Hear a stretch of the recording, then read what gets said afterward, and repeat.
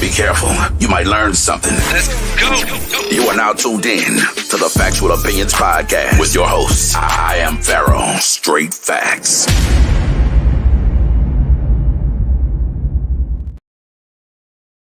My peopleization, what it is, we're back. Factual Opinions Podcast. This is season 4, episode 6. We're calling it Built For It. Nigga, You know why I'm calling it that? Built for it, Big John, because I'm built for all this mess, good and bad, man. Yes, sir. Tried and tested, man. I'm here for the long haul, I guess. Hey, man, when you go through so much, bro, God intentions, but you here for a reason. It's not your plan, brother. It's definitely not your plan. I almost called it Built For It tough, but, you know, we ain't want no copyright infringement. So. Nah, we ain't trying to pay nobody. We ain't got no money. We ain't trying to pay nobody. So it's your gracious and humble host. I am Pharaoh, checking in with the Brown, Bruce Wayne, Big John, Will the West, Will West, the best. Nate will be with us later. I shouldn't say this, but I have to because it's funny to me. So he'll be with us. He's a little delayed because his daughter, Miss Harmony, accidentally threw up in his car. So he's he on daddy duty right now. Trying to get caught up, but we have a bunch of things to talk about as usual, but especially this time we actually have some music to talk about. It's been a long time on Factual Opinions Podcast since we've been able to get in an in-depth music talk. So last episode we actually mentioned how there had been lack of hip-hop albums coming out so far in 2024, and now they're coming like back to back since, you know, some of the first guys got out there now, Benny the Butcher and a few other ones. So J. Cole, let's get right into it. J. Cole has made some waves on the music front on hip hop, and it's good to have hip hop back in the forefront and in the discussion. I think it should more so be about J. Cole's artistry and him as a hip hop, you know, artist and the work that he's doing, but we know what sells and what's going to get the majority of the headlines. So despite him dropping another great album, what's being talked about right now, Big John? The little semi-sparring squabble between him and Kendrick, and you know, it's been going on for years, but it actually hasn't been going on between him and Kendrick because they kind of homies. It's been going on between brother Kendrick and brother Arbery, but in Kendrick fashion, you know, he kamikaze. Oh, that's your man's too. Well, I'm coming at both of y'all. So, but like that part of 40-year-old virgin with Kevin Hart. Oh, that's your man's. Well, I'm getting both of you. Both of y'all get. So that's pretty much what happened, man. But pause. You know, yeah, that's pretty much what happened. So, but if you want to go back to even, you know, the song First Person Shooter, Kendrick was supposed to be on that, but you know, he don't really fool with brother Arbery, so he denied it. So, you know, with J. Cole being the middleman and trying to be the peacemaker, you know, he went in and he kind of said a couple lines, and it wasn't nothing necessarily directed towards Kendrick. He was just saying, okay, well, if we the big three, I'm the best. So he was beating on his chest a little bit. So Kendrick was like, all right, well, y'all big three is big me. You know what I mean? So, you know, basically sparring with each other. But, you know, Kendrick said a couple words about, you know, brother Drake and brother Cole. So Cole took it upon himself to come back, as he should. Nobody's saying he doesn't have the right to do that. But me being a big hip-hop fan, don't apologize for it. Even if that's not your MO and you want to be positive, I get all that, brother. But you done made a whole bunch of songs where you were sending subliminals at cats. You know, whether it was Kanye, whether it was your homie Jay-Z, he just sent subliminals to a couple people. You know, I think it's all fun to me. You know, it's a part of hip hop. It was definitely part of hip hop that we grew up with, whether it was just, you know, verbal or, you know, beef on wax, as they used to call it, or actual real, you know, beef. And it's certainly not to that degree anymore. Playful sparring is what I, you know, took it as. Now, why he's trying to, speaking of J. Cole, trying to remove it from streaming services and kind of, you know, backing out. I'm like, man, it is what it is. I think him and Kendrick are the two guys, or one of the few guys that still keeping this thing, alive as far as hip hop and lyricism, Mm-hmm. from that group after the group we grew Right, up with. So not the right, Jays right. and the Nas's and Snoops and all of them. Like they're kind of our age actually. That Oh yeah, that they that are. They are. middle child, as Yeah, J. yeah. Cole referred to himself. Right, So right, right. We are the big homies and the little bros at the same time. yeah, So that's where it lies, and it's crazy because even though technically speaking, their rap music is going towards a different generation. We're the people still debating it because they still making the music we listen to. They still making hmm the lyrical content we listen to. Now they talking to guys younger than us. They talking to guys maybe 29 to 20 to 15, maybe, but still they are the hip hop we listen to. Like the younger guys ain't paying them attention. We paying them attention. So So did you actually listen to the new J. Cole album yet? I haven't listened to the whole album. I listened to the 7-minute drill. Um, but I'm a Cole fan, so I'm gonna go back and listen to it, of course. But like I said, I'm not. Other people took it off the hinges and was mad that he apologized and called him out his name. It ain't that deep to me. But as a hip hop fan and him having that playful banter with Kendrick and all that, don't apologize for it. Even if y'all Right. go be home, even if y'all go and be homies later, which I'm pretty sure y'all are. Hell, y'all was talking about making a joint album together years ago. Why don't apologize for it? I mean, hell, Drake and Jay-Z go back and forth with each other throwing subliminals. And they still make music together. So it's like, Well, don't you apologize know for how it. I feel about that. Aubrey should never be saying anything about Hove, but anyway. Uh, Hey, no, like I said, it's a part of hip hop. It's a part of the bravado. It's actually a Mhm. part of being a real MC, and that's why I think there's so much buzz and confusion and people, not knowing how to feel about it right now because the essence of hip hop has changed so much. People aren't familiar with that, battling on the mic or on a track that's actually part of an album, not a Right. mixtape or a one hit wonder streaming, track. This is all part of it, and like I said, they're playfully sparring to see who's best. And they Right. are kind of one of one right now in their own group, speaking of J. Cole and Kendrick Lamar. So, like I said, I don't see nothing, wrong with it. And Kendrick needs a, fire starter every now and then because I did like the last album, but he kind of strayed a little bit away from the Kendrick that I wanted. Man, you do have to be able to evolve as an artist, though. Right. And that's what I was trying to get to. Like, I'm a fan of all of them, especially like I said, that draft class, because I equate, rapper generations with draft classes. So they're all a part of the same draft class. So it's like going to Kendrick, and this is gonna hurt for me to say this. All the mixtapes he made live. The first album he made, classic. I hated the second album. Didn't like it. It's probably only 3 songs on there that I What? like. Only 3 songs on that whole. All right, better be one of them. It is, and how much a dollar cost? How much a dollar costs is another one. But Hmm. To Pimp a Butterfly really wasn't my thing. Damn was okay. The last album, probably 2 to 3 songs I like. So I still, if it wasn't for features and all his body of work, I still love him. But it's like he needs a fire starter, like you said. He needs something to put him back in that mold. Because right now he ain't. Because some of the stuff J. Cole was saying wasn't lies. Now, why he apologized for it, I don't know. But some of the stuff he was saying wasn't lies. The way you feel about Um, Kendrick is the way I feel about Drake.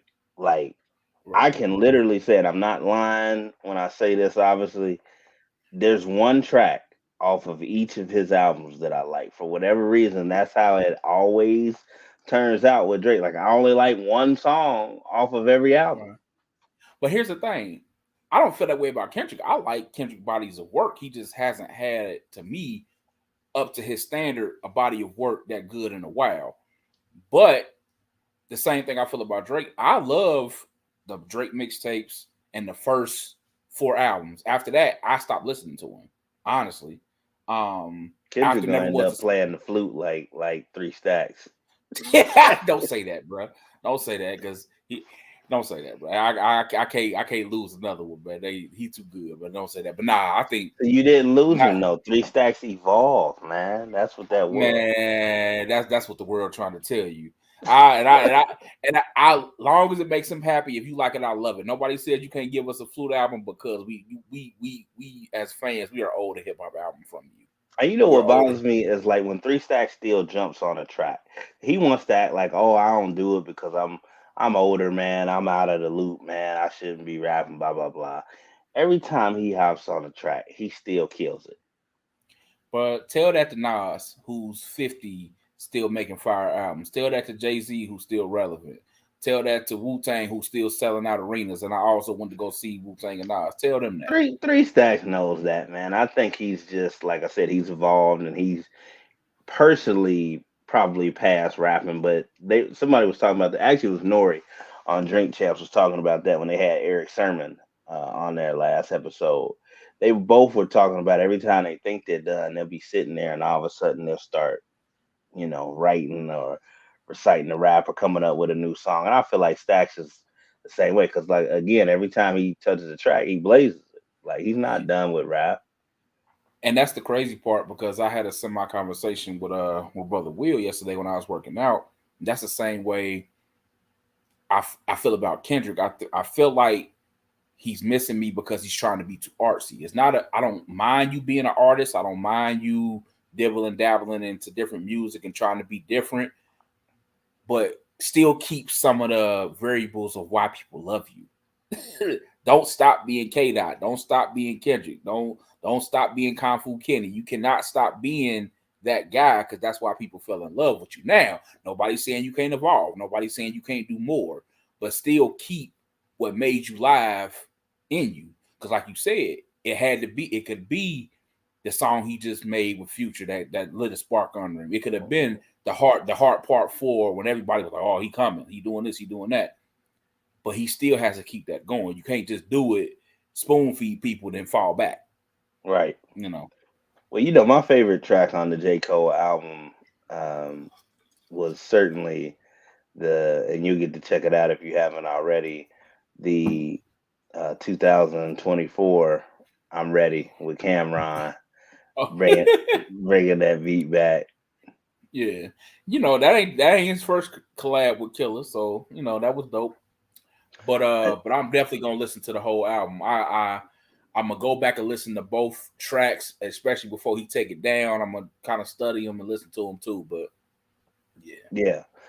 Well, no, I mean it was another, like I said, J. Cole special. I appreciate the brother for being who he is and staying in his own lane and just being authentic to himself.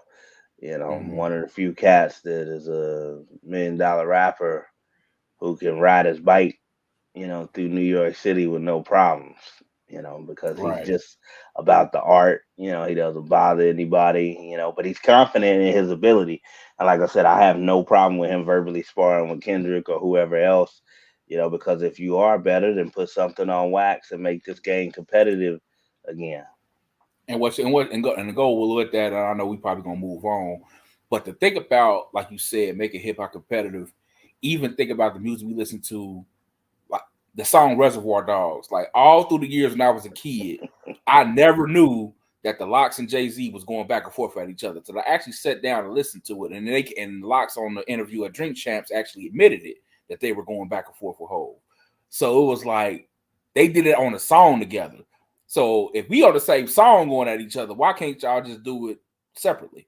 And it's crazy that you brought up Reservoir Dogs because I almost posted that today or made it as a status or a story feed because I was just feeling like Styles P's opening verse on that today. That was just my mood today. I can't say it obviously on the air, but for anybody who's wondering what I'm talking about, it's on the old Jay-Z Hard Knock Life album, and the way Styles P comes on the track is just SP. Kids, if you like lyrics, go back and listen to that song. He said, "I don't give a who you are." Right. So yeah. So all right. Right. We got Brewski in the house. Brucey said they've been giving J. Cole hell for the apology. I thought it was a big move. Um, it depends on why, Brucey.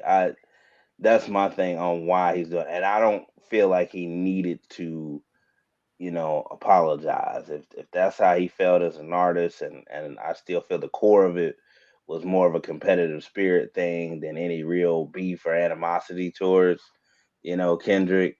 We've heard a lot worse, particularly from our generation, as far as diss tracks or references to other people. We were kids when it happened, but we came up under hit 'em up. So, Right. it And like doesn't get more personal than that. and like you said, it's all about why he did it. Like I'm not gonna say I'm mad at him for it, but it's just like why? Like you didn't have to do it, especially with the song Kendrick made a couple years ago, the Control verse. He was saying like, all right, let's be competitive. Like the whole verse of why he did it was saying we trying to bring hip hop back, we trying to bring lyrics back, let's be competitive. So that's your homeboy. He already feels the same way as you do. Why not do it? Why not get the people what they want? And if you are going to get the people what they want, don't backtrack on it. Don't renege on it. Just do what you do. Like, because if y'all homies, he gonna understand. So it is what it is. Right. So I was trying to wait for Brother Nate before we got totally into the sports um, topics, but who knows how long he gonna be cleaning out that car. Uh, Mm-hmm. so I mean, let's go ahead and talk about March Madness that actually just wrapped up on both the Right. men's and women's side. Now I have some opinions on this. I'm not going to spend much on the men's side, but give UConn their credit for winning the championship back to back years. Right. Another school that was in transition before they ended back up in the old Big East Conference and has found their way after Jim Calhoun's retirement. And then our man Kevin Ollie took over, got him a championship with Kevin Ollie, and then they kind of fell off for um, a few years. But um, great job. Purdue represented the Big Ten heavy, getting to the national championship. But the story has been about the women's game. And, Mm-hmm. I made a status a while back where I said, yo, I felt like the women's tournament this year was way more interesting than the men's tournament. There were more storylines, plots, and there was actually good basketball being played. For sure. Um, For sure. one of the things I do want to get into, and I get your opinion on it too. First of all, congratulations to Coach Don Staley. One of Philly's own for winning her second national championship, third national championship with the South Carolina Gamecocks women basketball program. But the story was obviously, Caitlin Clark, tremendous player. Um, Angel Reese, tremendous player. Both have declared for the WNBA draft. Joy Taylor kind of touched around this, but I'm gonna get right into it. So we talked about this off the air, man. Why or who should we say made Angel Reese the villain in all of this? I'm gonna try to be politically correct as possible, but society or the media made her the villain. Now she picked up the mantle and ran with it. She kind of took the Charles Barkley approach. I'm not a role model. I'm gonna do this. I'm gonna do that. She ran with it, but she didn't make herself the villain. People did. She was competitive, doing what she do. She was talking stuff like everybody else on the basketball court. So does Caitlin Clark. They even showed, last year or the year before, previous, where Caitlin Clark was talking stuff, doing the same things. I see And Caitlin Clark wave people off like, oh, I ain't guarding her, like right, talking big right, trash. right. So it's not like she just started it. She was being a bully and she just made herself the villain from jump. No, she was being an athlete like all athletes do who have some type of bravado. She was just being her. Now, the media and society made her the villain, and she's like, all right, well, y'all gonna make me the villain, I'm gonna be the villain. And she kind of took the, the Draymond Green approach and started being the villain. I agree with Joy Taylor though that you don't see it covered in the same way by the media when men show Oh yeah. bravado and are confident, or even total line with being arrogant in their ability.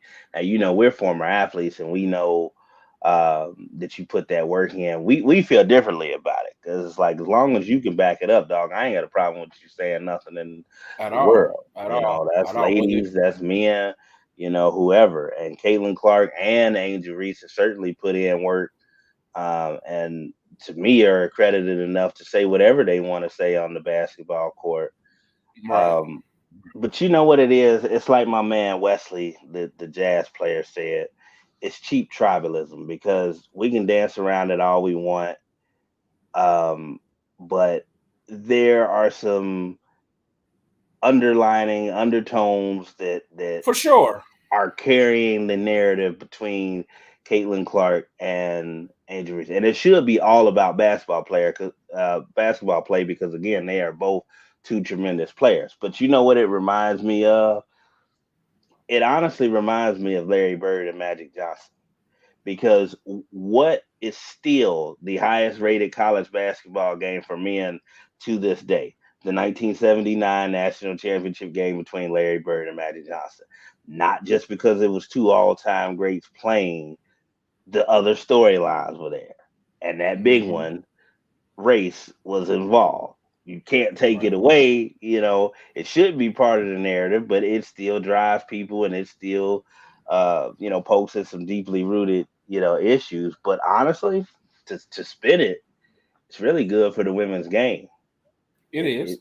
you know, It's sad, but like you said, it's low hanging fruit. It's all that is bad. But think about it. Then I'm gonna just use this analogy, and it's crazy because we want it because it's in our favor. But think about it. Joe Burrow could say, "Come on, be hash your bravado, talk stuff, say whatever he want." But you take a guy like Jalen Hurts, a big trust. They actually have to be mild mannered. They can't come on TV and talk their stuff, because if they do, it's going to be a problem. Or take it a step further. Cam Newton. Cam Newton was doing the Superman thing, doing this and doing that. How dare he? How dare he do that? He's not. He can't be a role model to my son. He's just. But why not? Why you not? mean He's the just being same him. Cam Newton that every time he scored would purposely find a kid to hand him that football, which he would get fined for doing every time he did it. And I just saw him tossing the Yeah. football with some kids at some Right. Right. resort or something. I mean, Right. we know what it is, and Right. a lot of guys have been through that. Right. Whether it be the Donovan McNabbs, the Michael Vicks, of the world. But like you said, it's low hanging fruit, or as my old college professor would say at UC in political science, he would say low level logic. Right. But race is always going to be something that drives interest. It makes people, retreat to the natural instincts. Uh, but again, I've heard Angel Reese say it. I've heard Caitlin Clark say it. They don't hate each other. They don't have a problem, with one another. And I thought it was cool. Okay, Angel Reese won, last year. Caitlin Clark won this year. Right, You know, right, and it's that's just taking us back to our childhood. We had games on a court where we played against our friends or people that wasn't our friends when we was talking stuff, and whoever won, hey, I shake your hand. You was a better man today. It is what it is. right? So Don Staley did take time after South Carolina won to speak on that and thank Caitlin Clark for helping to elevate the game. So I thought it was great, and even old Gino up there at UConn snuck back in the Final Four Right, again too. right, Didn't right, win it, but he's still there. So right. I thought it was good for the women's game. Now It something definitely. that went viral kind of here in the greater Cincinnati area. LeBron James on a platform came out and spoke about the basketball program that he wanted to go to, or attracted him the most, growing up.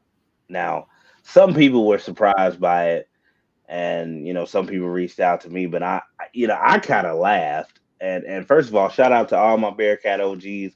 A lot of them, have already been on this program, or I, talk to in DMs and, text sometimes. So, I was speaking of the Leonard Stokes and Donald Littles and all that. D Little, we still wait for you. Come on here.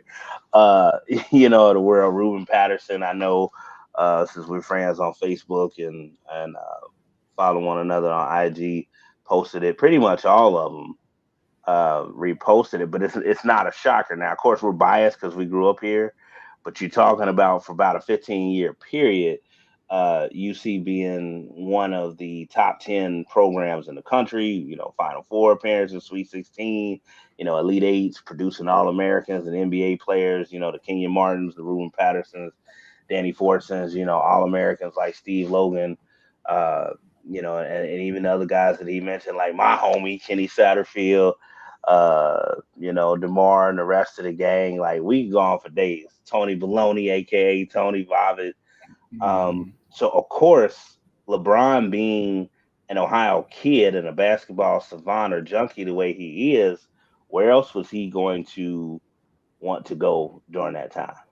That doesn't surprise me. I mean, like you said, he is a basketball savant, and he probably kept his eyes on every team in college basketball. But like you said, he is a kid from Ohio. He's from Upper Ohio. I mean, even if you say he could have liked Ohio State basketball wasn't big at the time, so he didn't probably pay attention to them. But when you have those stars you just named, you have Bob Huggins, you have Jordan Brand, they were winning, you know, why wouldn't he want to do that? Especially if they were recruiting him. I'm pretty sure they were, or they I'm had gonna keep some it a type of. buck. During the time that we're referencing in the 1990s and early 2000s, of course, UC was a better basketball program. A lot of people may not want to hear that, but that, is the truth. You had people like Jermaine Tate actually leave Ohio State and transfer to UC, and that was considered, an upgrade, Mhm. at the time. So that, like I said, is not out of the norm or the wazoo for somebody to think. It makes perfect sense, to me. Guys like OJ Mayo and Bill Walker would have, attended, UC also had things not unraveled before they got there. And of course, LeBron, mentioned the Jordans and the uniforms Right, and right, playing right, for right. a Hall of Fame coach like Bob Huggins. Yeah, it's a no brainer. But the guys he named, though, these are serious ball players that we're talking about that UC produce. So yeah, it was nice to hear though, and I hope some of these young cats, especially the ones that actually do look up to King James, do your research. I'm gonna challenge y'all on why LeBron was interested in Cincinnati, because they're heading back, they're heading upward as far as the trend, but there's a lot of history there, and all it takes is again one team to catch fire again, and the program can be, making a run and getting back to, where they are. There's a lot going on at UC, especially being in the Big 12 now, that would be advantageous for anybody wanting to play elite college basketball. Right. I mean, like we just mentioned, Connecticut men's basketball got back on track. You know, Yeah, they were down bad after being a blue blood for years. They were down bad. You know, and the women's program has always been phenomenal. We ain't talking about them. right. We talk about the men. You know, the men at one time were phenomenal too, but they kind of fell off. So it's like they got back, and all it took was a coach that wanted to win, that brought in his philosophies and did what he did, and brought them back. Yeah, and I made another post too, which I don't think I put it on my personal one, but I did put it on Facebook and then the IG Factual Opinions page. That old photo of Tupac wearing the Cincinnati Bearcats shirt and gear. But like, it makes total sense to me because again, if the great Tupac, Shakur, wore Cincinnati gear, because not only were we dope, but it was part of the culture, at that time. Why wouldn't LeBron James too? Of course, like everybody knew, and we talk about, a rock star to us, and Tupac. Nobody was bigger at the time. He was flaunting, UC gear, just like they used to rock Georgetown gear back in the day. You know. Right, right, right, for sure. So yeah. Moving on from the LeBron story, we're actually gonna stay with the NBA talk for right now, man. I don't know. There's something about this season that's been a little lackluster to me. Mm-hmm. Um, my Knicks are doing pretty good, although we got some unfortunate news that Julius Randle is out for the remainder That of the hurt. year. That hurt. It That hurts hurt. bad.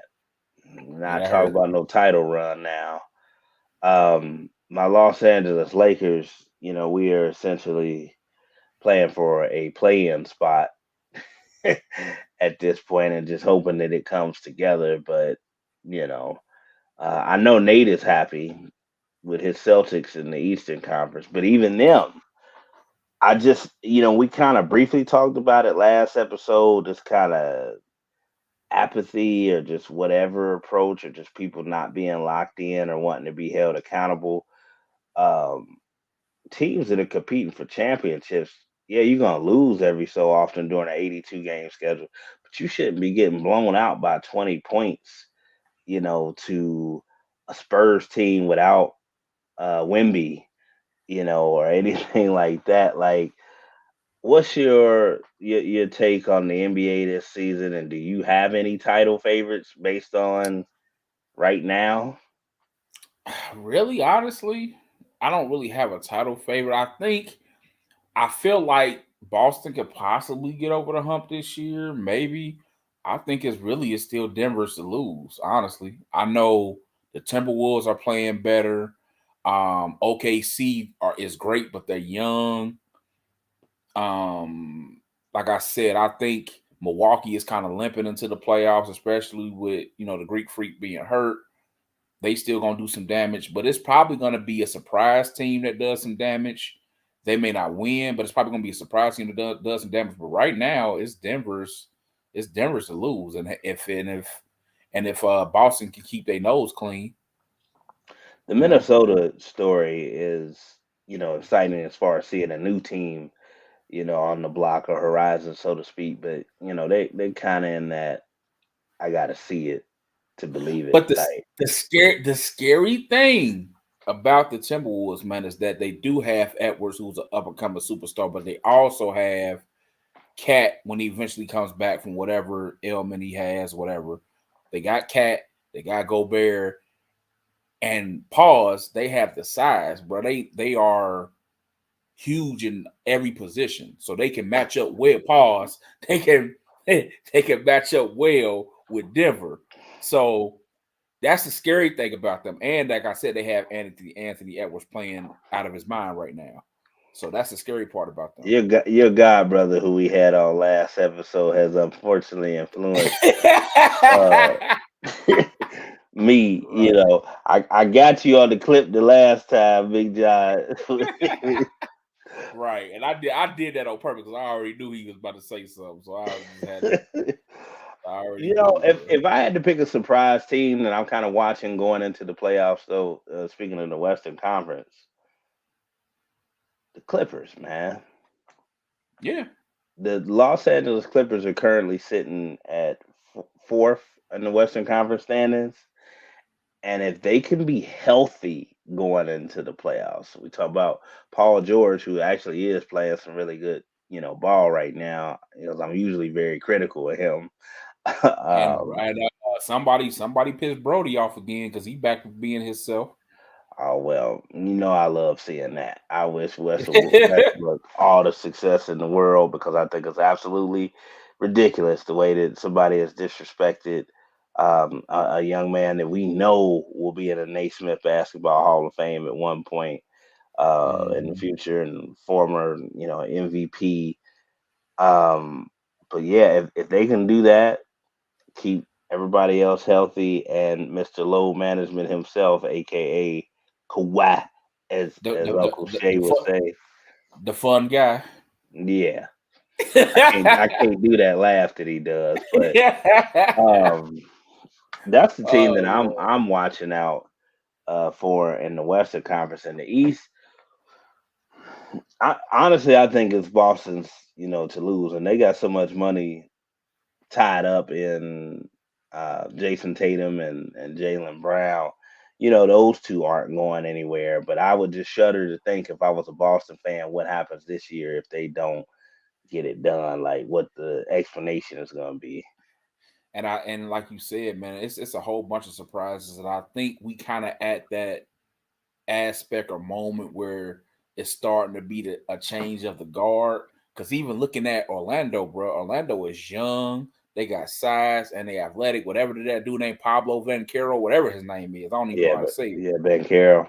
Yeah, he is a dog, and it's like they are fourth right now. They fourth or fighting for fourth or third in the East right now. And Miami is still a dark horse every year because Jimmy Butler surprises everybody every playoffs and start playing out his mind. I love Pat Riley, pause, but man, like he's done this everywhere except with the Lakers. Man, he can have some dull teams and somehow they just win.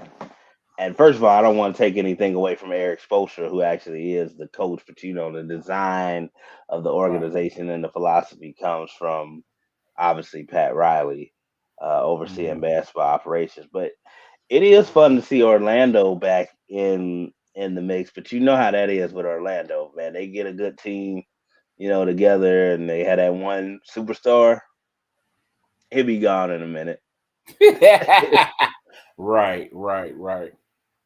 So, yeah, but the East, I just don't expect any surprises. I think it's Boston's to lose, and then hopefully they get the job done in the finals. And I'll tell you who the biggest disappointment is to me is the Phoenix Suns. Oh yeah. Coming into this year, had a lot of expectations. Got Bradley Beal, still Devin Booker, still have KD, easy money sniper. Man, even back when people were putting those super teams together, you still had to have a team behind that. You couldn't just throw 2 or 3 stars out there and expect them to win like that, man. But yeah, man, and like I said, but it's about to be a changing of the guard, man, because all these young guys, they playing and they hungry, whether it's Orlando, whether it's OKC, SA, whatever they call it, SAS, dogging. Gilgis Alexander, whatever. But yeah, so it's like, so they he would look good in a Lakers uniform, pause. But that ain't gonna happen. They gonna throw him the bag. They throwing him that big bag. You think nobody's gonna stay in OKC? He may not stay there, but how many MVPs and superstars that they lost over the years? They're not finna let him go. And they got the tall kid. They ain't finna let them break up. They ain't about to let that break up. Yeah, Chet ain't going nowhere either. Chet. So we got the homie Will West, the best Nate in the house, finally joined us. Just want to recap some of the stuff that we. What's up, y'all? What up? That we talked about. We gave credit to both the men's and women's winners of the national championship this year, Uconn and the South Carolina Gamecocks, led by Philly's own Don Staley, getting to that ring again. She deserves. Yeah, she does. One of the things I wanted to talk to you, Nate, being the resident hooper on the show about, is we talked about the low-level hanging fruit that is the dynamic between Caitlin Clark and Angel Reese that is out there. It should be purely about both young ladies as basketball players because they are both phenomenal. But there's other undertones and things that get attached to it. And the comparison I made, just to see if you agree, I said that Caitlin Clark and Angel Reese is nothing but the new Magic Johnson and Larry Bird. For sure. That's the perfect way of saying it. Because to be honest, the white community love Caitlin Clark. But the black community go support the hell out of Angel Reese.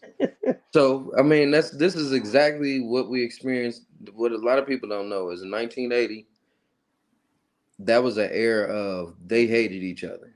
They hated each other, but at the same time, when it came to that basketball, they respected each other, and that's where they're at. Yeah, we spoke about that because I was telling people, as far as the men's game is concerned, the highest rated men's college basketball game still to this day is the 1979 national championship between Larry Bird and Magic Johnson. Still to this day.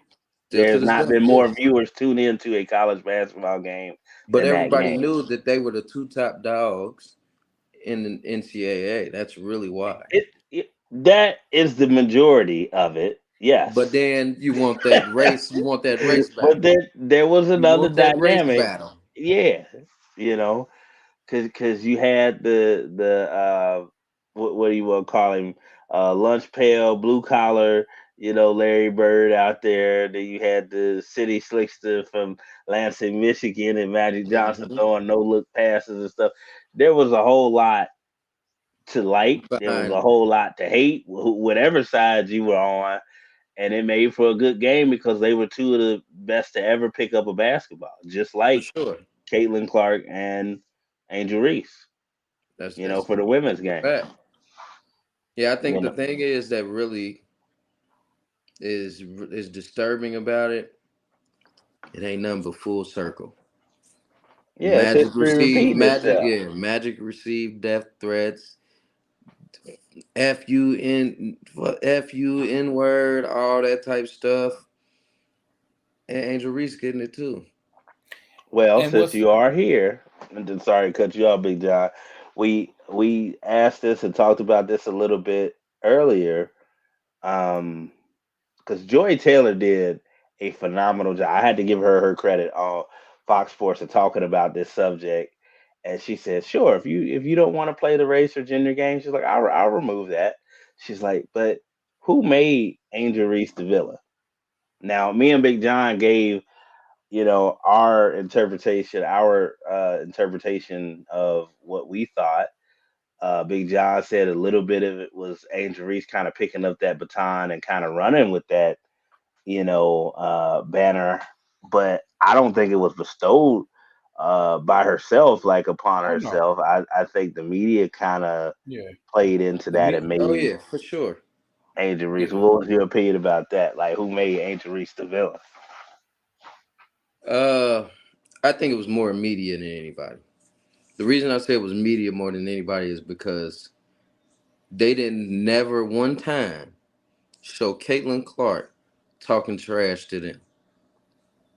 And they said it, even what's her name? The rapper. She talks trash just like Larry Legend did. But see, the crazy thing about it is they never showed her talking trash to them because they said she was talking to them crazy during that. Of course, they had to go back last year and show Caitlin Clark talking stuff to them and other players. They had to show it. So, like I said, it was more of the media trying to make Angel Reese the villain. Now she took it like when Angel Reese did y'all know me, I ain't nowhere close to knowing which one is the actual ring finger, but okay, this one or that one. Okay, the left hand and the ring, bro. There you go. I wouldn't know, but anyway. So yeah, like that became like a freeze frame of the whole dynamic between them, and I think it may have been Gino. I don't want to put this on him because I don't know, but I just remember one coach, they kind of did like a snippet in the time frame last week on the program before the game and was like, yeah, if she just did it once, I would have been okay with it. But it's the fact that she, kept doing it and blah, blah, blah. And I'm like, both of them can talk big, because they can back it up. So, and a lot of people, I'm gonna say something. Though. I'm gonna let y'all finish, but I'm gonna say something. I'm just saying, like, as an athlete, I know me and Big John feel the same way. Like, I don't really care about you talking trash if you could back it up. Look at some of my favorite athletes coming up: Muhammad Ali, Deion Sanders, biggest trash talkers in the game, Terrell Owens. I don't care. Michael talked trash. GP Gary Payton talked trash. I don't. And me and Alex was joking about this off the air. Like I'm gonna take it back to football. Two people talked the most trash in the league, and nobody ever cared. Well, one person they cared about, one person they didn't. Big Tom talked stuff like they never put it on wax. Big Tom used to talk trash, but the one person people were ready to fight was Phillip Rivers. People were ready to square up with Phillip Rivers. Yeah, they was ready to kill him. Phillip Rivers was talking about your mama, your dad, I used to hear he dropped. But he used to take it too far, and he didn't have the jewelry, the hardware to justify it. Phillip Rivers is still, I think, an elite quarterback and one of the best to ever do it. I He a go Hall of back to Famer. that draft class. I said it then and I say it now. I knew for a fact and said that nobody from that 04 draft class was going to be a bust. I'm speaking of Eli Manning, Ben Roethlisberger, and Phillip Rivers. Now, you could debate in that order who you wanted. And I said I thought Ben Roethlisberger was probably the best, and he kind of got, overlooked because he played at Miami of Ohio. But yeah, Phillip though that is why, because he would be out on the field talking trash to the opposing team, like talking trash to defensive lineman that he about to see 2 minutes later. And He pissing everybody out. I'm not. Yeah, let's not get away from this Angel Reese and Caitlin Clark real quick. I'm gonna ruffle a lot of people's feathers. Me personally, we're gonna talk basketball. I love the young lady. I love what she stands for and everything she's doing for herself and her brand. But she's mediocre to me. Angel Reese? Yes. Because next year when she go into the league, bro, she's not even predicted to. They said she might be 7. They might say she might be the 7th pick in the draft. That's like, hold on, Big John. Hold on. Before you get into it, I'm gonna let you go on your spiel. Nate is not the first basketball mind to say that. Brother Johnson called her a female Draymond Green. Now Draymond Green is still a Hall of Famer. Jesus, I didn't go that far, but Jesus. No, he called her a female Draymond Green. Draymond Green is still great. His basketball IQ is off the charts. Yeah, for sure. He is still a Hall of Famer. But when you stack him up against, I'm gonna go to the women's game. When you stack him up against a Maya Moore, against a Stewie, against a Stu Bird, she ain't that. You ain't mentioned Diana Taurasi. Yeah, Diana Taurasi is probably going down as the GOAT right now. Now, my favorite women's player of all time is still, and this is excluding Cheryl Miller, who still, in my opinion, might be the GOAT, but was Shamika Holdsclaw. Yeah, that was my girl down there in Tennessee, especially when they had the 3 meets. I can't remember the third one, but I remember a team with her and Tamika Catchings was cheating. For sure, that's my favorite. That's my all-time favorite women's NBA player. She probably the person I'm about to name probably ain't my favorite, but she climbing up is Maya Moore. First of all, Maya Moore would have been the GOAT. She got drafted and was automatically the best person in the league. Came in, won 3 championships with the Minnesota Lynx, and then left. Like, bruh, who does that? Like, who does that? I don't know, man. Diana Taurasi was tough. If Maya Moore was still playing and had a full career, we have a different conversation. Maybe, but it didn't take place. You're right. But I'm not saying you gonna take her over Coop. No. I'm not saying she is the GOAT. I'm just saying, had she finished her career, it would have got ugly. First of all, her short career, she got 3 championships. Maya Moore plays 12 seasons. She's probably got 7 to 8 rings. She came in her short career and got 3 with Minnesota. Like, she was just herself on that team. I was gonna say no. It's still a team sport. I'm not saying she was by herself, but the fact that she came in and got drafted, and nobody, unless you a certain type level of athlete, nobody gets drafted and automatically becomes the best player in the league. Right. That doesn't happen.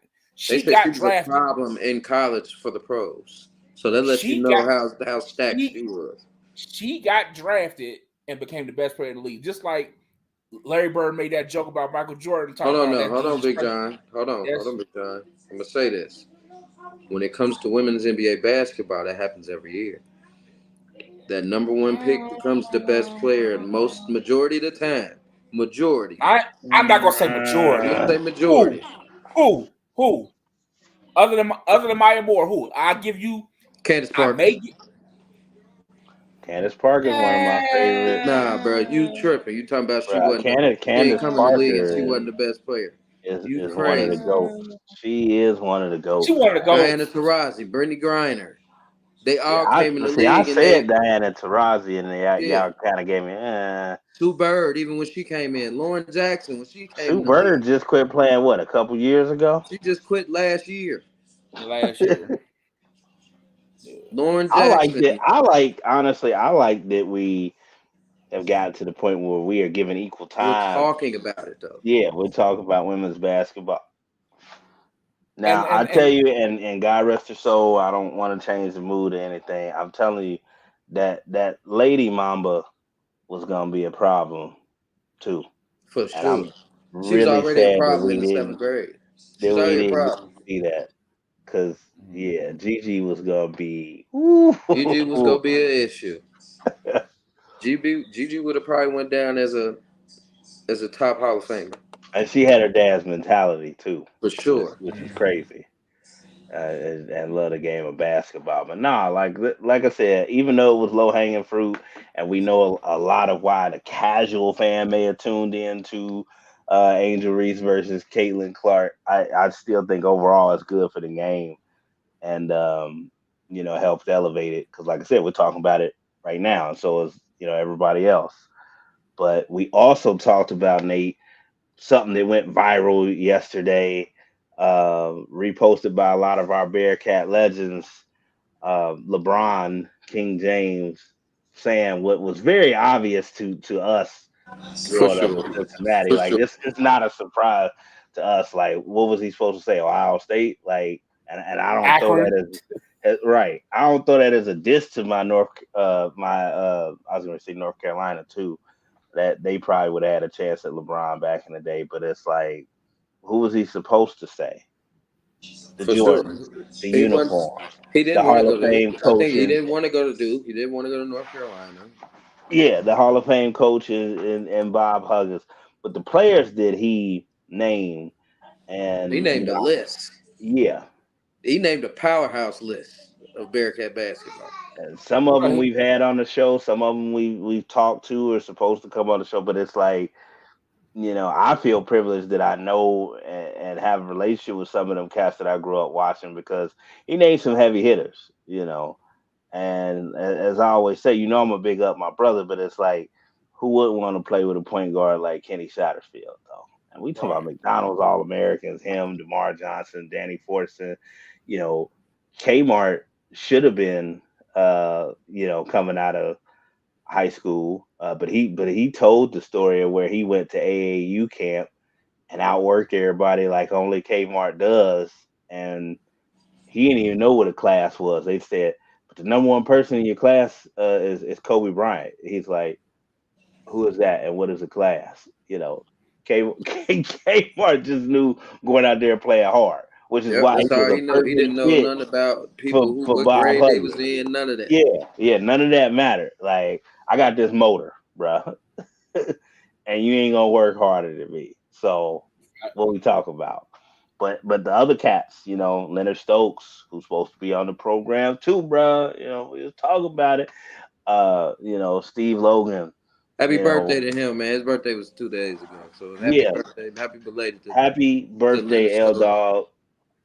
What the only thing I do hate, and I am gonna throw a dart here.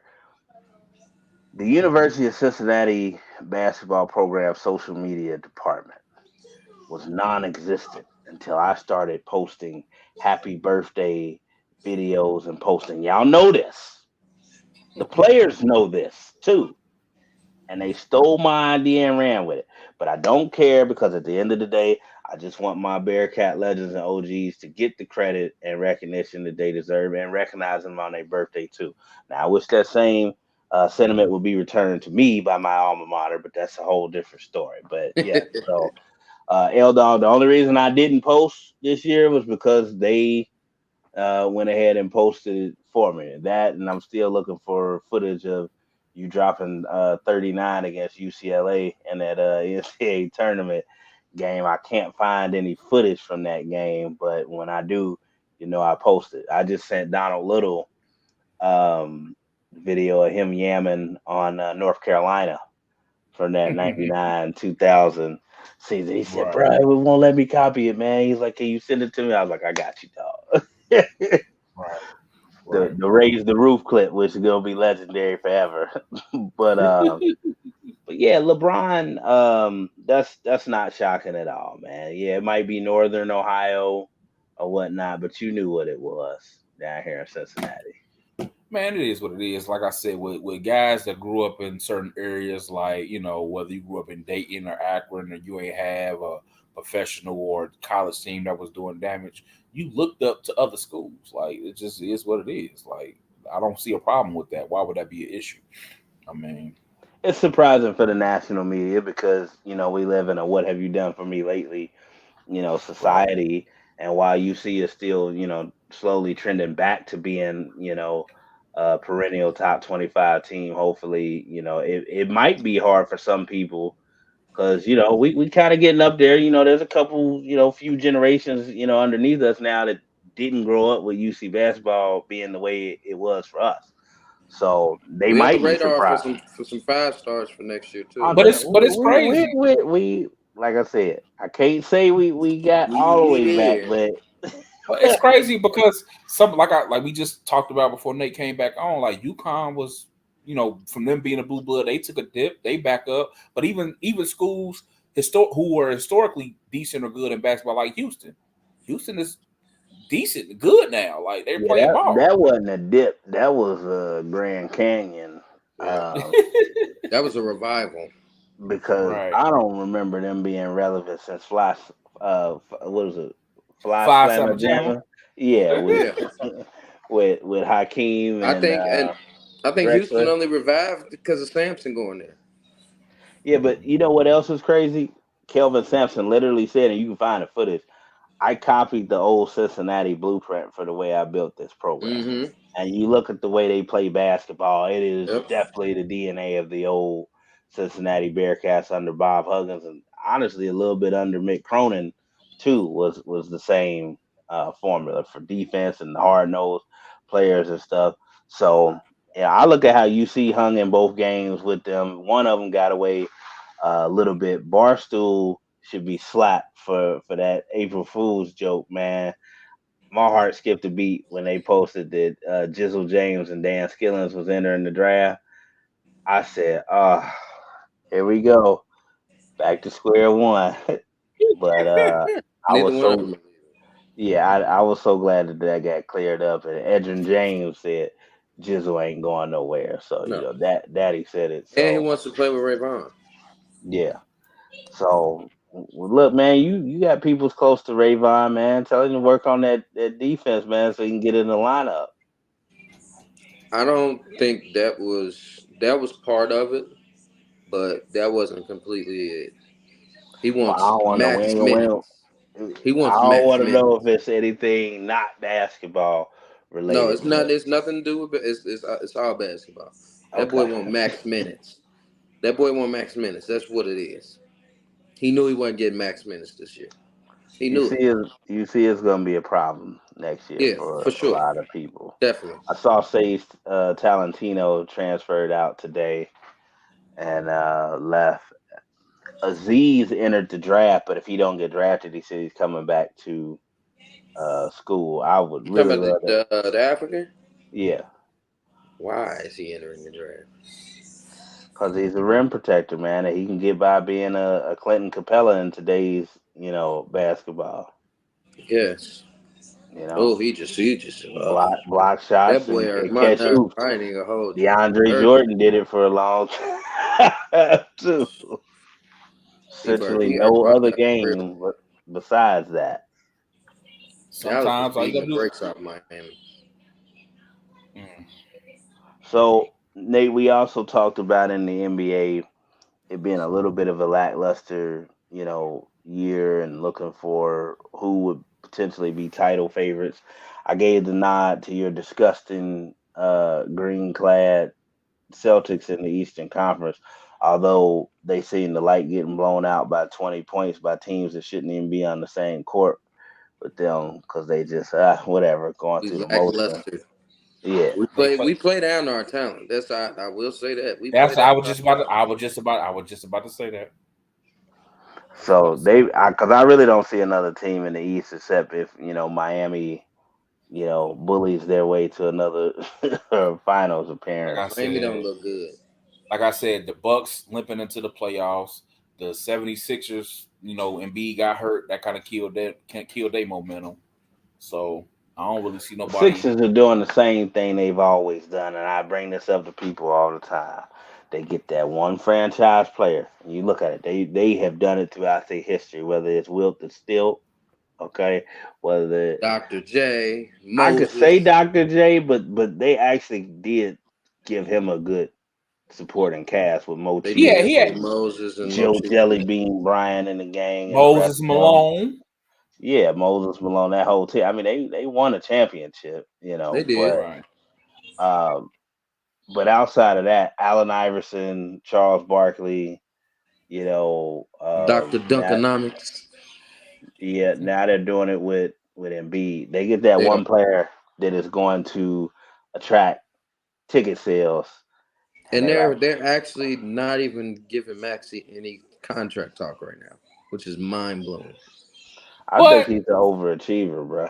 Today defense, they tried. They tried with Harden. They tried getting your boy, from the Clippers. They tried. They tried to put a team around him. They tried. Harden was done. Harden was done his last year in Brooklyn. Right. Period. Point blank. When he decided that he was going to sit out and get fat, Houston. When he decided he was going to sit down and get fat because he didn't want to play for the Rockets anymore, I have never seen James Harden look the same since then. Have you? No. Like that was But that I don't know whether it was his first year or second year, but that year he was leading the league in assists with the 76ers. He was playing ball. Now, was he the old James Harden dropping 30 or 40? No, he wasn't that, but he was still the all-star player. I just haven't seen it from James Harden since that last year in Houston. You ain't seen. Never really a fan of his game to begin with, but what was the light skinned dude that like J. Cole that they got from the Clippers? I'm having a brain fart right now. The Harris, Tobias Harris. Tobias Harris. They got Harris. They got Harden. They tried to put a team around Embiid, so they did actually try. That team wasn't going to win no championship, though. That wasn't a team that was built to win the championship. The team that they had before whatchamacallit went nuts, and y'all know who I'm talking about. What's his name? The point guard from Australia. Ben Simmons. Yeah. The Ben Simmons, Embiid, and Jimmy Bucket's team was the team a freak shot away from going to the finals. Yeah, that was the team to do it. Until the fun guy happened. Kawhi, as Uncle Shay would say. So his hand's about this big as me holding the claw, man. I actually picked that team that he plays for now. If I had to pick a surprise team from the West, if they could stay healthy going into the playoffs, Mr. Load Management himself, PG-13 has actually been playing some pretty impressive ball lately. I will give him some credit. I still want to see it come playoff time. That team could surprise some people. That was my surprise title favorite in the West. I said them back around All-Star time. I said the Clippers are going to be a problem. They're playing. They're healthy. They're going to be a problem. And Brody just dropped a triple-double the other day. That look like the old Brody. But can they get past Denver, though?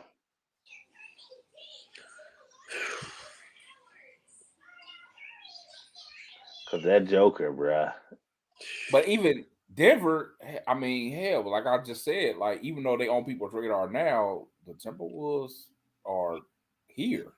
Like I gotta see it in the playoffs before I believe it. Playoffs is different, brother. Hey, Edwards playing like he playing. You're gonna get Cat back, and I don't know. Somebody must have kept telling the Stifle Tower he was shitty because he's been balling too. So we gonna see. Yeah, they've been Somebody must have told him.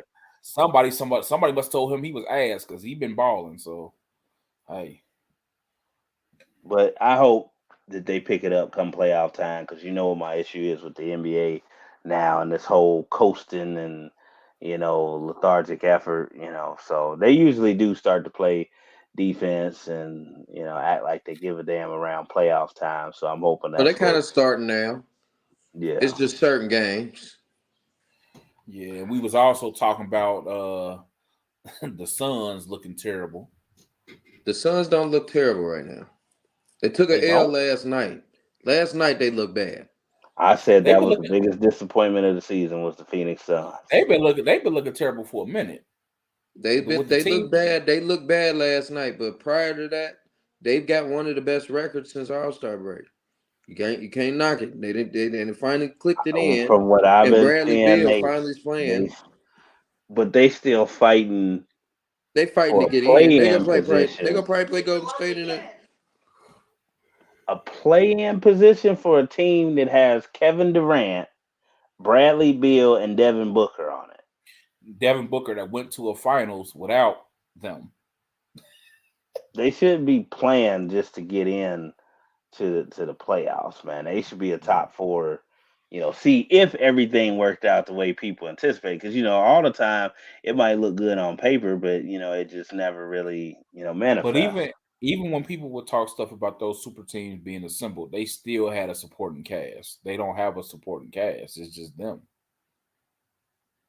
They Yeah. don't have a supporting cast. Well, they kind of gutted the supporting cast away to get Bradley Beal and to move people away, and they decided to get rid of the lovable loser, Chris Paul, and move Right. on from that situation. So Right. kind of Right. are in the situation that they're in right now. So They before, definitely made their bed. yeah. So before we move on to the two football topics, which we haven't really touched yet, there's a big boxing match that's going to take place probably before we're back on the air, unless we decide to go live or do something different. And shout out to the champ, former Sydney Game Olympic 2000 silver medalist Ricardo Williams, who was kind of on the fence when we asked him in group chat who he thought would win. If you don't know what we're referencing the upcoming April 20th clash between Ryan Garcia and Devin Haney. This is the tale of two stories here. You got Ryan Garcia, who has unlimited potential to, be the new golden boy, so to speak. Not saying he will reach the heights of Oscar De La Hoya, but similar to Oscar, he's paused, got the looks, the million followers on social media, the flashy fighting style. Didn't help him when he fought Tank. Damn, so did. They say he got a shot. But this is, I don't want to say it's a make or break fight for Ryan Garcia, but it's a damn sure important fight for him. As we lost Nate, he'll be back in a second, hopefully. But it's an important fight because he did lose his previous most important fight. If he loses this one, people are kind of gonna look at Ryan Garcia and say, is he what we thought, or is he going to win a championship? What I'm worried about is, he had the mental health scare, and then now he's going through a divorce, and he's coming off, like I said, a pretty devastating loss in his biggest fight with, Tank. I'm like Eddie Hearn said, the promoter for Anthony Joshua. He's like, man, I'm just concerned is Ryan even in the right state of mind for this fight? Like, Right. and that you never know, what somebody's mental perspective is. But, I've seen him kind of doing things like acting out leading up to, this fight and pushing Devin at the, weigh in and stuff. And it does make you wonder, like, are you just putting on a show at this point, or front, Right. Hey, but some people can turn that into a magical performance. Now I know this is a once in a lifetime situation, this reference that I'm getting ready to make, but we all know what happened leading up to the Buster Douglas Mike Tyson fight with those 42-1 odds, and Right. unfortunately, Buster Douglas's mom, passed 3 weeks before the fight, and in addition to that being his biggest moment ever, like I said, there's only two potential outcomes that happens from that scenario. You either cancel the fight and say, man, I can't do this, right now, or postpone it, or, pardon my French, somebody getting their ass whooped because I just lost my mama. My mama, right. And I ain't got nothing. I ain't got nothing to lose. I ain't got nothing to fear, nothing to lose. Mike Tyson, right. And that's basically exactly what happened. Plus, Buster Douglas is an Ohio boy, and people tend to sleep on us. They don't understand it's a different level of dysfunction, when you tell an Ohio boy that he can't do something. Oh, yeah. Yeah. Sure. But you've seen both fighters fight, right? Yeah. So, I mean, we have to, because like I said, this might be the last time that we're on the air before, the fight takes place. Are you leaning one way or another, Big John, or do you have? I still think Haney gonna do it, but I think it's a better matchup from what Garcia did with Tank. It's a better matchup. I think he's gonna survive a little longer than he did with Brother Tank, but I still think Haney gonna get it. I really don't want to pick at all, to be honest, because the last time I picked Ryan Garcia, he let me down big time. But I wasn't the only one, because the champ Ricardo Williams, he picked Ryan Garcia, also, and I still think that Ryan Garcia had and does have the skills to beat Tank, but I thought the game plan was just stupid. But also one thing you just alluded to, Haney is probably focused because he doesn't have all those extra things going on that Ryan Garcia has going on. So if you come in there wild and you coming in there, not caring, you're gonna probably take an L because this person is focused on the goal at hand and you trying to worry about outside stuff that ain't really there. Well, Haney's been the complete opposite of Ryan Garcia. And I think that's one of the things that Brother Ricardo Williams was speaking of, is the fact that they know each other so well from competing with each other in the amateurs and stuff, but they still had different backgrounds. Like Ryan Garcia got all the press and attention and, like I said, the following on social media and the flashy workout videos and stuff. Devin Haney came up fighting in, ballrooms and malls and out of the country and stuff before he could, make it back here and get on some big tickets and stuff. So he has a different level of focus that Eye of the Tiger still. He's conquered some other divisions, but he still probably doesn't get the credit that he deserves. Even when I would say his biggest fight to date, when he beat Lomachenko, even I was saying, I don't know. I can see that one going either way. But, there were still people like, oh, this is an old Lomachenko, or one that's been distracted with his own situations over there in Ukraine, right now. Right. He couldn't focus on boxing either, at the moment. So it's a big fight for both of them. And I feel like whoever wins will probably catapult themselves into that main stratosphere being talked about finally. But I say who needs it most? Probably Ryan Garcia right now. Yeah, he needs more after that L he just took. He definitely needs it the most. And Lord knows I wish him the best with his, out of the ring stuff, because mental health is important. And unfortunately, you have people that, supposedly say they love you, that, actually make that mental health journey even more challenging. And I don't want to see anybody go through that, male or female. So hopefully he can use that pain as a source to come up big on, April 20th. So I'm not really picking right now. I will pick if Nate comes back, on the show. Because like I said, I really don't have any idea who's gonna win this fight, but I'm hoping for a good fight. Right, for sure. If we're not at Nate's, I'll turn it on at at my crib, and everybody can come over Right. here Right. and watch it. So, Big John, we got a couple football topics to get into. Mm-hmm. Um, I'll save the college football topic because I know you don't really want to talk about that, but we're going to anyway. Uh, the Cincinnati Bengals. It's been crazy talking mock draft situations on who the Bengals could get or should get. You know what it is, picking where we're picking it. Excuse me. Is it 18? Yeah, we in no man's land. It's going to be more about who's available Mm-hmm.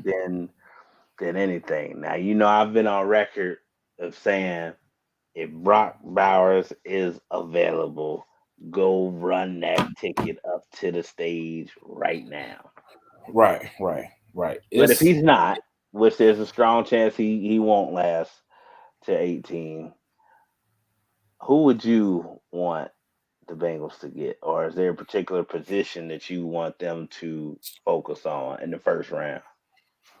it's gonna sound like a broken record, but if they can't get Brock Bowers, which is probably who I would want them to get, or some type of weapon, and I like, and I don't the kid I'm about to name, he's not probably gonna fall to 18, but I like the wide receiver from Washington, Rome Medusa. I like him, but I don't think he's gonna fall that far.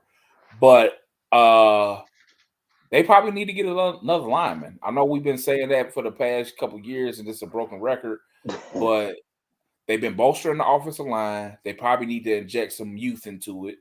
They need to get another offensive lineman.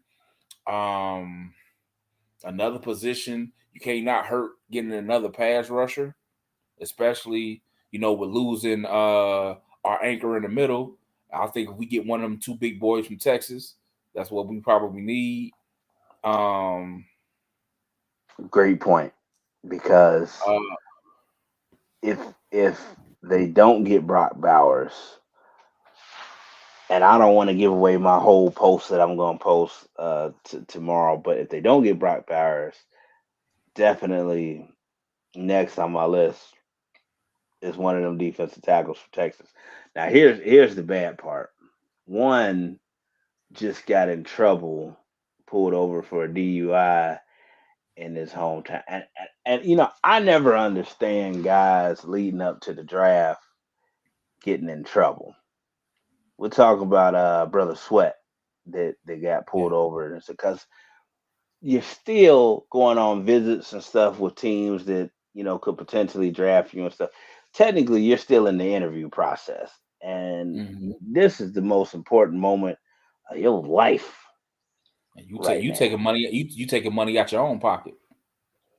Now they've also visited with Byron Murphy. Now I've heard people saying that he might be a first round pick, he might be a second round pick. If they could address another need and get like Byron Murphy in the second round, I'd be feeling good. But some coaches have said that he caused more problems than Sweat did.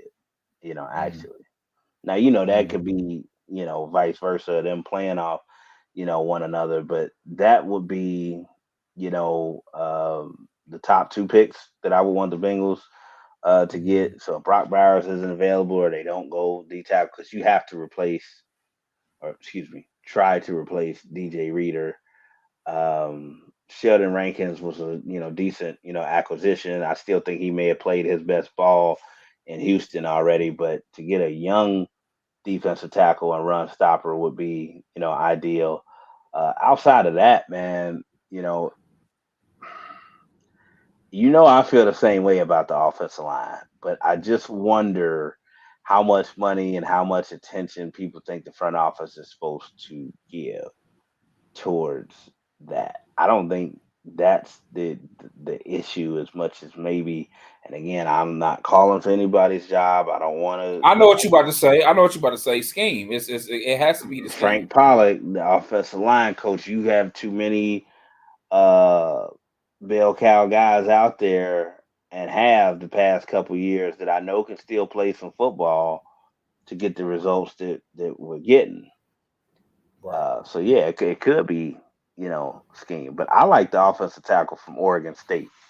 I can't Mm-hmm. pronounce his name, Yeah, but the Samoan guy. Yeah. yeah, because And the reason why I like him is because he's played right tackle the whole time. I think we've gotten unlucky with a couple offensive linemen that we've drafted, regardless of what position or what round they got selected by the Bengals, is because they've tried to change guys' natural positions and make them play, somewhere else. And this as a lineman, John. Like it's not just mental; it's muscle memory and your kick step and What you're footwork, comfortable with, right? Right. everything. Now, I've been proven right about Panay Sewell, who has turned into a dog and a all pro right tackle. But the reason that it didn't happen, initially right away is because he was learning another position and had to switch footwork and everything else. So that's why I like the kid from Oregon State. And actually, I'm gonna take some time to look up his name so I can get it right, or try to at least.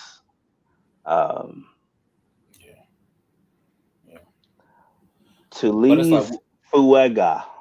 yeah, it's like I said, having the 18th pick, you kind of in no man's land where you automatically have to take the best player on the board. But if the guy that you want that may be the best player on the board that you can't get, then you have to draft a need. You have to draft a need. Yeah. So it's kind of like you can't, because if Brock Bowers is available, like you said, run a ticket, go run up there as fast as you can. Um, but if not, like you said, you got to draft a need. You got to get you a defensive lineman to replace Reader. Hell, even another outside pass rusher wouldn't hurt because, like I said, Hubbard and your boy is getting long in the tooth. They getting up there now. Um, and not to be funny, we may need some help at linebacker, but you can get a pretty decent linebacker in the later rounds. You ain't got to spend a first round draft pick on a linebacker. What's your comfort level with the secondary at this point? They brought back Von Bell on a team friendly 1 year deal, but losing the Wouzier, the free agency to the Tennessee Titans. Losing the Wouzier hurt. I know he wasn't the same after that major injury, but he still was a top corner. So losing that and having that veteran leadership, especially at corner, definitely hurt. I'm not down on the DB room. I ain't gonna say I'm up on the DB room either, but I think with bringing Bell back, if Cam Taylor Britt can have another year under his belt, if the two Michigan guys they just drafted can take a step forward, I think they'd be all right. I don't know. I'll let that one alone. But well, they on the team. Can't do nothing about it. They on the team, so it's either you don't want them to do bad. If they do bad, they lose. So, no, I don't want them to do bad. But okay, we'll skip past that. But I wouldn't mind seeing them get a running back in the middle rounds. Either I know they were looking at the power back, the kid from Notre Dame, uh, as well, who ran a slightly faster time during his pro day at Notre Dame. So there'll be some other guys. Now I'm not suggesting that they go draft a Blake Corum or something like that, but they actually do need another running back to go with Zach Moss and Chase Brown, I would say. right. I would And love I to see that. and I feel like Blake Corum is going to be a good player, but I ain't as up on him as other people are. He's a great running back. He won a national championship. He put up records. I don't know how good he's going to translate to the league, being who he Depends is. on But scheme and what he's used for. Because right. I do think he'll still be a great, in between the tackles runner. Oh yeah, he'd be serviceable. I definitely feel that way. Is he going to be, game changing where you got a scheme against him schematically? I don't know, but he'll be serviceable.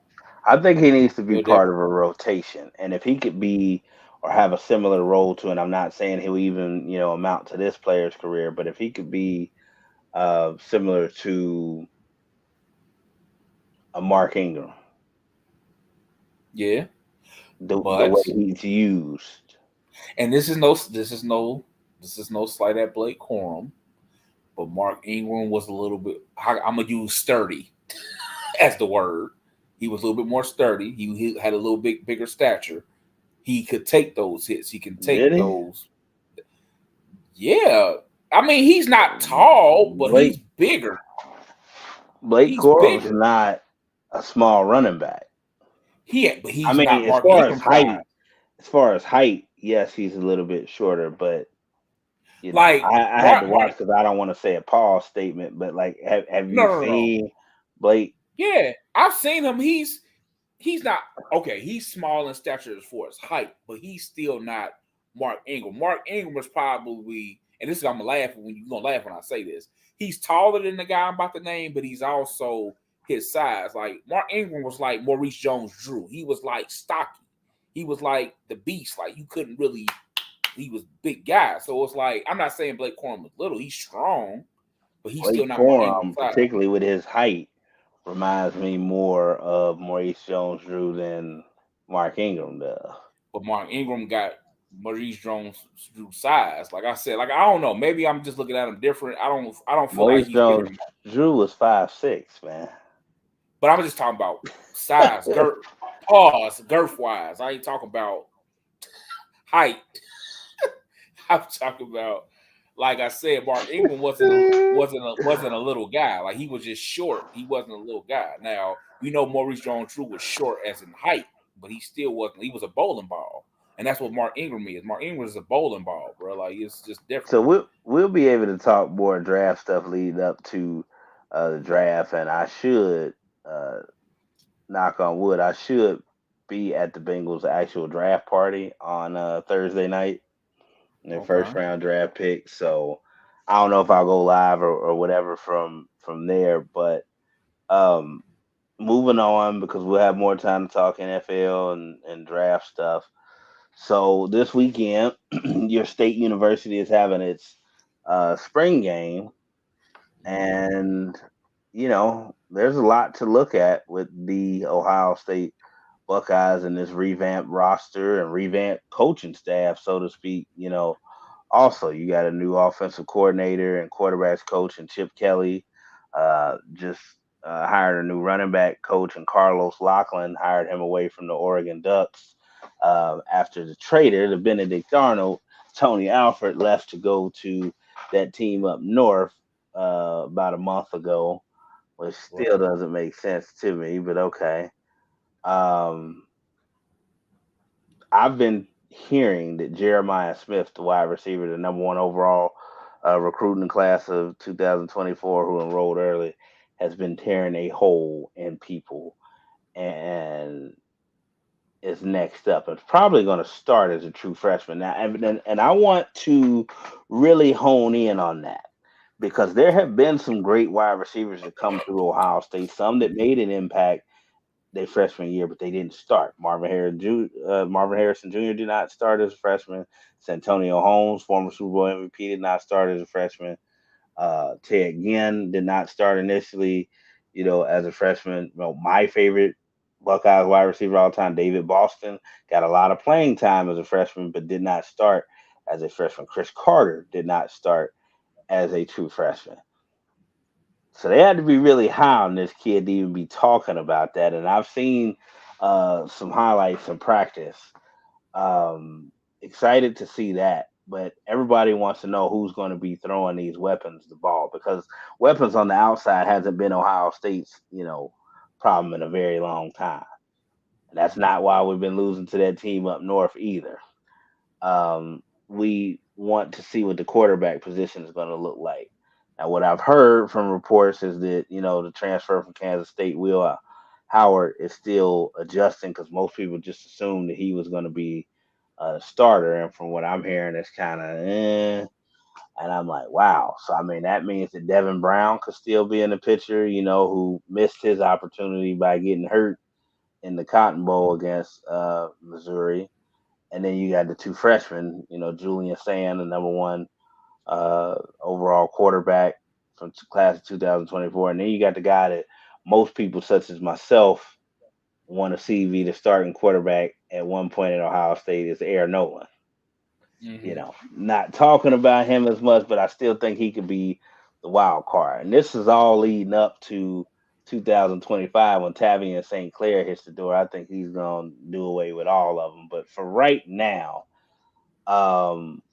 we're worried about the quarterback position. Now, no team is going to show you a bunch in spring ball as far as, scheme and quarterbacking and stuff. But even being a football guy, not necessarily a Buckeye, fan, do you agree or think that this quarterback battle is going to determine how, successful the Buckeyes are this year? Of course. I mean, it's the most important position on the field. And you've seen what quarterback play, even though he showed up, the quarterback that transferred, he showed up in the Notre Dame game, but you Kyle saw the McCord difference. or Honda Yeah, McCord? yeah. You saw the difference between what y'all had the previous year, even though y'all didn't beat Michigan or whatever, what y'all had the previous year to what y'all got this past year. So it does play a part. And for the past, I want to say 8 years, y'all been spoiled at the quarterback position. So it's like to It go goes from back that further than that. to go from that to what you got, who was a guy that was serviceable. Like, was he the great y'all had? No, but going from that, it's a big fall off. But also, not just the quarterback position. What I've seen over the past couple of years, even with you guys, y'all defense that used to strike fear in people doesn't scare anybody no more. Like, y'all still need. Y'all haven't had a Young, y'all haven't had a Bosa brother in a while. Now the Hawaiian dude on the outside was cool, like he was serviceable, he was good, but y'all still haven't had that dominant defensive guy in a while. Well, speaking of JT Tumalau, he came back, and so did former number one overall player in the 22 class on the other side, Jack Sawyer, who were both, like you said, the number one defensive ends coming out of high school. They haven't quite had the same level of impact that, the guys you mentioned before, the Bosa brothers, the Chase Youngs that we were getting for a while, even some underrated, guys that are still coming off the edge for Ohio State, but they are still good players. And Oh yeah, yeah. But it's and not. within the scheme, I know what you're saying because I said the same thing. You want that one guy like I do, where you look and you be like, he's gonna But it's take not. over the game. But it's that. It's the one guy, but it's also the defense as a whole. Like, even going back to my favorite team, going back to the old Hurricanes defense or the defenses that Alabama put out on the field. You knew playing against those teams, you couldn't do certain things. You couldn't run up the middle. You couldn't run outside. You can't go throw over our heads. It's not like people are coming out now and scheming and finding holes. So it's like, yeah, you need those dominant guys on the outside, but it's like, Not so much last year though. I didn't see that last year. Even in the Michigan game, actually, even in the Cotton Bowl, I mean, it was 3-0 Ohio State going into the fourth quarter. The defense did all it could do with a yeah, non-existent, yeah, offense. It's yeah. it's more of a team approach under Mm-hmm. Jim Knowles now than individual guys, and I think you could definitely use some more playmaking at the linebacker position for Ohio State, too, which to me has been the biggest problem the past few years, honestly, since Urban Meyer left.